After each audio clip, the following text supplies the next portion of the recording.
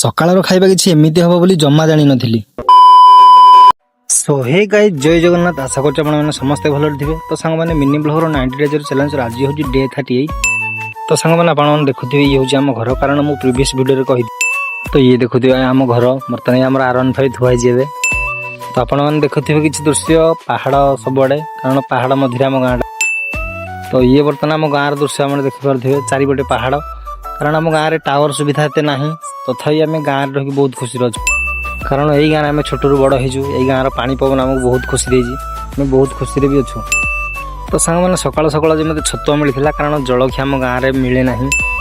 तो छतुआ खाई मुझे बाहरी पड़ी ग्यारेज कारण गाड़ीटा किसी प्रोब्लेम था देखा। तो मुझे बर्तमान ग्यारेज बर्तमान गाड़ी देखी देजी गाड़ी सज हज बर्तमान आम गाड़ी किसी प्रोब्लेम थी।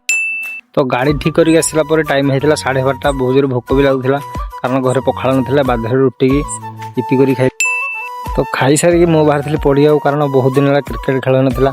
तो भाविला जी क्रिकेट खेली बोली क्रिकेट खेल आसते पड़िया बर्तमान पिला खेल ना पड़िया गाई चरु। आशा कर भिडियो भल लगी रोचे जय जगन्नाथ।